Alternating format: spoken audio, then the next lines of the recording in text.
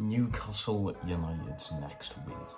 Where will it be coming from? I do not know. Newcastle haven't won since the first game of the season against Nottingham Forest, where we beat them at St James's Park 2-0. Beautiful goal from Shaw it was. Where do Newcastle get their next win? We need to have a serious talk about it, because the way I'm looking at this now, we have beaten Nottingham Forest. We've drawn to Brighton, which was 0-0. We've drew to Manchester City, which is an absolutely amazing result. Don't get us wrong, I feel like we should have won that game.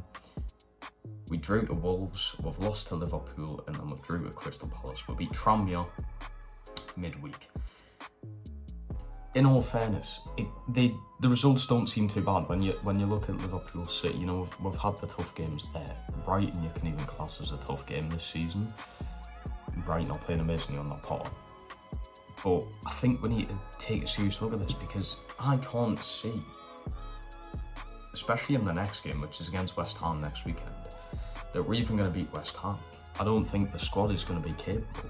West Ham haven't had a good start of the season. They have not had a good start of the season at all. In fact, to be fair, they should have beaten Chelsea, or at least got a point against Chelsea yesterday. But I don't even think we're going to be capable of beating West Ham. If Bruno, Maxi, Wilson are all still out, and John Joe Shelby on top of that, I can't see us getting the points against West Ham.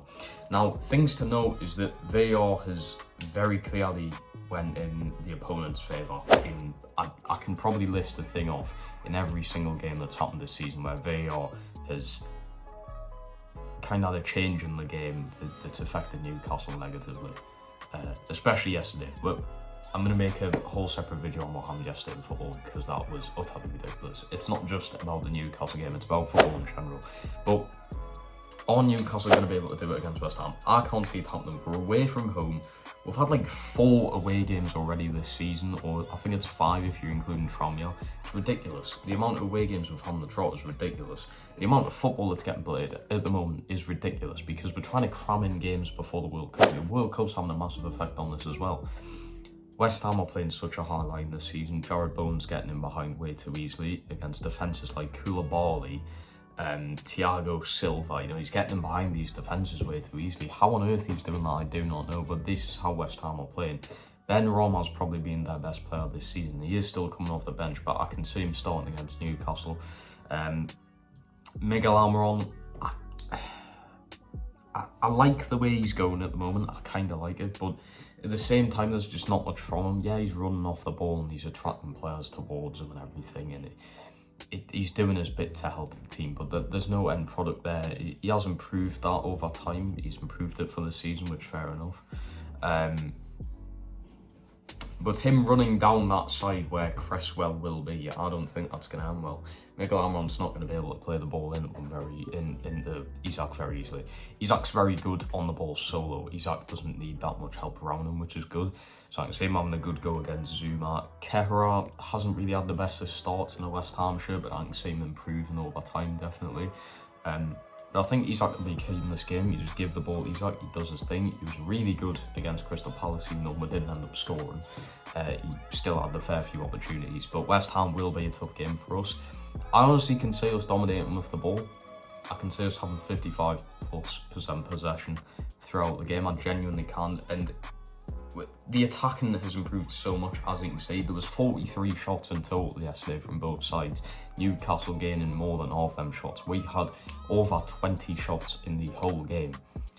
If we can do somewhat the same against West Ham, I can definitely see we're scoring. So there's a bit of a positive, but I think West Ham are just going to be too well-rounded. I know I like using the word well-rounded, but that's what I think West Ham are going to be. So I'm going to say we nab a point against West Ham. I think we nab a point, 0-0, 1-1, probably a low-scoring game, to be honest. We have done pretty well away at West Ham in the past few years, but the Premier League has changed so much even since last season. So we'll have to see how that goes. The next game after that will be Bournemouth at home. Finally back at home. Bournemouth needs to be a game Eddie Howe focuses on as former team. He needs to focus on this. I feel like, you know what, you just do your thing against West Ham and do what you can.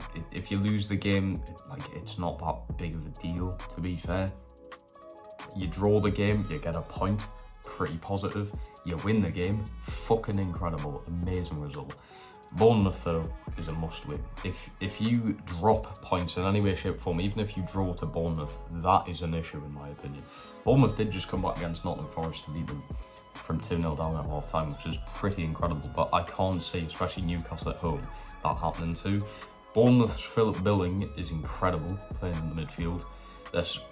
Their striking options are seeming a bit slim, although that Anthony guy looks pretty solid.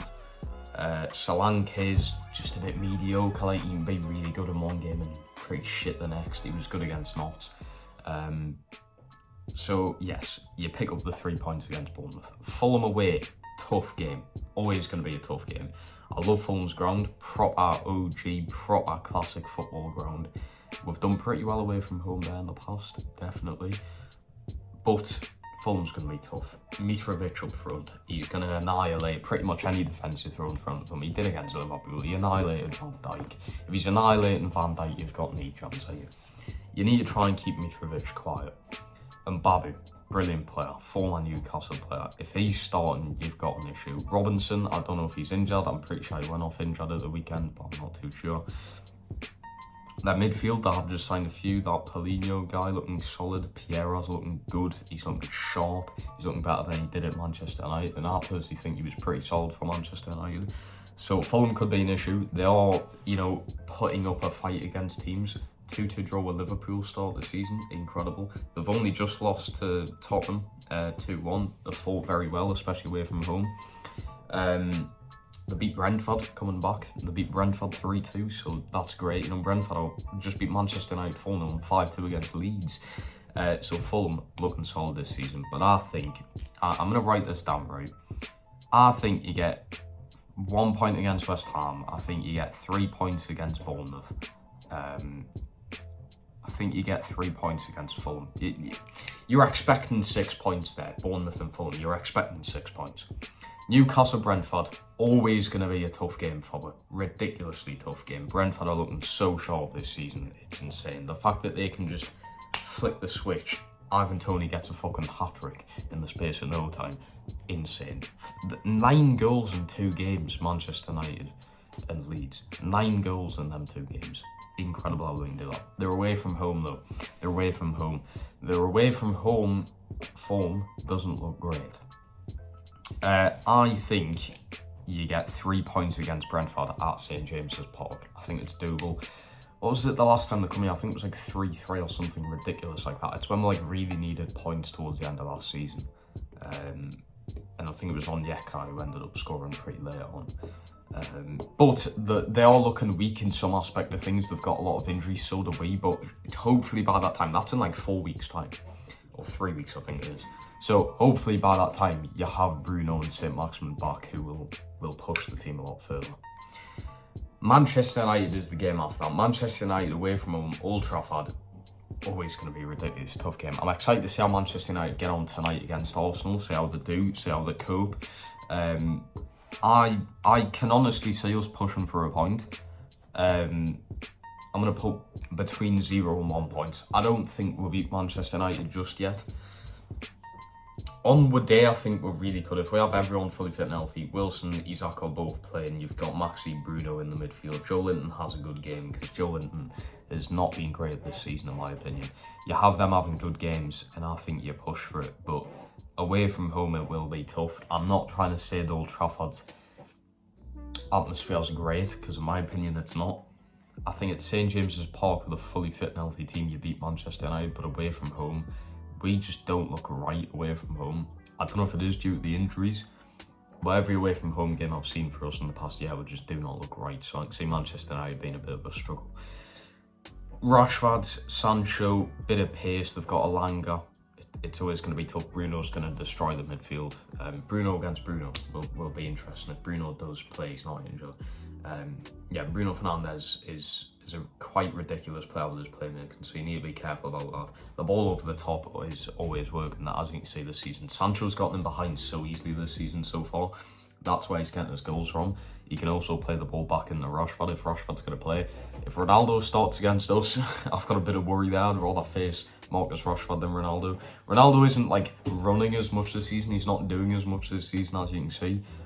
But he's still so effective of the game, even if he's not doing much. Just even off the ball, he's so effective. Because Eddie Howe's going to be pushing players to just fucking man-mark Cristiano Ronaldo the whole game. If that's the way he looks at it, but I'm not too sure. Okay, people, yes, so I think we are projected to get maybe 10 points from our next 5 games. 10 points out of a possible 15, I don't think's that bad.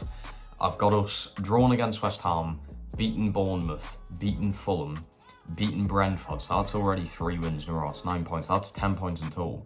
But I'm just stuck between the Manchester United game. It's either going to be a point or a loss. I don't think we get 3 points against Manchester United. If you guys did enjoy this video and want more videos like this, please smash the like button, subscribe to the channel, turn notifications on, and I'll indeed see you in the next one.